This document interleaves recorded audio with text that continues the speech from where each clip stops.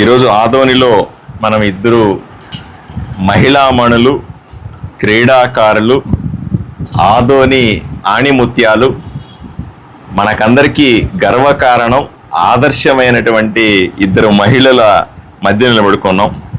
ఒకరు హరిత కుమారి గారు ఎన్నో ఆటల్లో ఎంతో గొప్పగా బ్రహ్మాండంగా పర్ఫామ్ చేశారు. అలాగే నీలం బండారి గారు నా కుడివైపున ఉన్నారు. వీళ్ళ ప్రత్యేకత కూడా ఆదోని ప్రజలకు తెలియాల్సిన అవసరం ఉంది.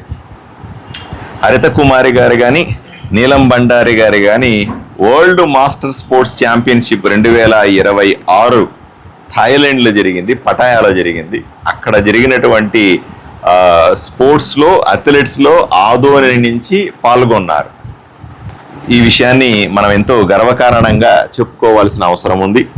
వాటితో పాటుగా హరిత కుమారి గారు 2000 మీటర్లకు సంబంధించినటువంటి స్పీడ్గా నడిచే నడకలో సిల్వర్ మెడల్ సాధించారు. అలాగే 100 మీటర్ల స్ప్రింట్ అంటారు, 100 మీటర్లు చిన్న లెంత్లో స్పీడ్గా పరిగెట్టాల, దాంట్లో గోల్డ్ మెడల్ సాధించారు.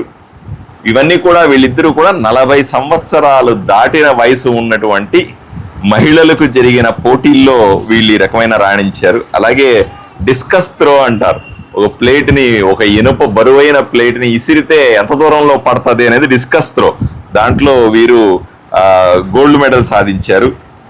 ఈ రకంగా వీరి గొప్పతనాన్ని మనం అలాగే వీరి పక్కన ఉన్న హరిత కుమారి గారి పక్కన ఉన్నవారు వాళ్ళ హస్బెండ్, ఆయన కూడా మనం కంగ్రాచులేషన్స్ చెప్పాలి. ఫస్ట్ ఆయనకే మనము శాలువ వేయాలి, ఎందుకంటే పక్క నుండి ప్రోత్సహిస్తున్నటువంటి మహానుభావుడు. ఎందుకంటే ఆదోనిలో మనం చూస్తూ ఉంటాం, నువ్వు వంటింటికి మాత్రమే పరిమితం అవ్వాలా, నువ్వు వంట చేసుకోవాలా, నాకు సేవ చేసుకోవాలా, నేను తిడితే తిట్టి ఉండాలా, కొడితే పడి ఉండాలా, ఇటువంటి ఆలోచన ఉన్న వాళ్ళ మగవాళ్లలో నుంచి లేదు నువ్వు కూడా ప్రపంచవ్యాప్తంగా పాపులర్ అవ్వాలా, మగవాళ్లే కాదు ఆడవాళ్ళు కూడా ఈ దేశానికి గర్వకారణంగా తయారవ్వాలని చెప్పేటువంటి ఈ వీళ్ళ హస్బెండ్స్ ని ప్రత్యేకంగా ఆయన వెంకటేష్ గారు అడ్వకేట్ గా పనిచేస్తా ఉన్నారు. విక్కీ గారు మనకు తెలుసు, ఈయన గురించి, ఈయన gold shop, wholesale food grains వ్యాపారం చేస్తారు. వీళ్ళిద్దరినీ కూడా మనం ప్రత్యేకంగా అభినందించాల్సిన సందర్భం. అలాగే నీలం బండారి గారు నా పక్కన ఉన్నారు. వీరు సెకండ్ ప్లేస్ లో వచ్చారు, అంటే 100 మీటర్ల పరుగు పందెంలో వీళ్ళు సిల్వర్ మెడల్ సాధించారు. అలాగే షార్ట్ పుట్ అంటారు, ఓ పెద్ద బంతిలాగా ఉన్నటువంటి పెద్ద ఇనుప గుండును మనం కూడా ఎత్తడం చాలా కష్టంగా ఉంటుంది, దాన్ని ఇసిరితే 6 మీటర్లకు దాటిపోయి పడింది అని అంటున్నారు. 4 కేజీలు ఉన్నటువంటి బరువుగా ఉన్నటువంటి ఇనపగుండుని ఇసిరారు, దాంట్లో ఫస్ట్ ప్లేస్ వచ్చారు. అలాగే 2000 మీటర్ల స్పీడ్ వాక్లో బ్రాంజ్ మెడల్, అంటే కాంస్య మెడల్ని పొందారు.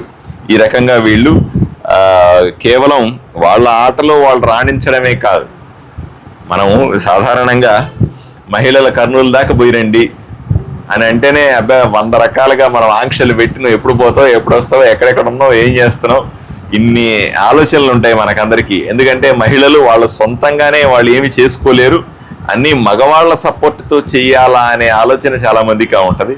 కానీ వాళ్ళ హస్బెండ్స్ని ఎంత గొప్పగా ఆలోచన చేశారో చూడండి. వీళ్ళని మొదట హైదరాబాద్ పంపించారు.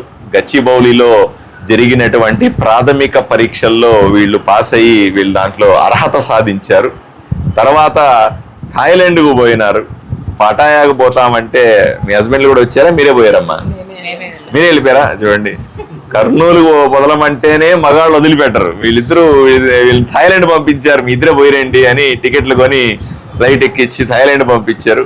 వీళ్ళిద్దరు పోయి మెడల్స్ సాధించుకొని వచ్చినారు. సో వీళ్ళ గుండె ధైర్యాన్ని కూడా ఆదోనిలో ఉన్న మహిళలు, కర్నూలు జిల్లాలో ఉన్న మహిళలు ఆలోచన చేయాలి. ఎంత గుండె ధైర్యంతో ఒకసారి హైదరాబాద్కి, ఒకసారి థాయిలాండ్కి పటాయాకు పోయినారు. నెక్స్ట్ టైము 2027లో జనవరిలో జరిగేటువంటి ఆసియా కప్ కూడా వీళ్ళు అర్హత సాధించారు. సో కాఠ్మాండూలో, నేపాల్లో జరిగేటువంటి వచ్చే సంవత్సరం జరిగే వాటికి ఇప్పటి నుంచి వీళ్ళు మన గ్రౌండ్లో రెడీగా ప్రిపేర్ అవుతారు. వీళ్ళకి అందరూ కూడా మనం సహకరించాలి. వీళ్ళకి కావాల్సిన వసతులు చేస్తే ఈరోజు ఎలా మెడల్స్ తీసుకొచ్చారో చూడండి వాళ్ళ మెడలో ఎన్ని మెడల్స్ ఊగుతున్నాయో. అలాగే రాబోయే ఆసియా కప్ లో కూడా వాళ్ళు సెలెక్ట్ చేసుకున్న కేటగిరీలో ఆ విధంగా రాణించాలని మనస్ఫూర్తిగా కోరుకుంటూ మొత్తం ఆదోని ప్రజలందరి వైపు నుంచి వీళ్ళకి శుభాకాంక్షలు తెలియజేస్తా ఉన్నా.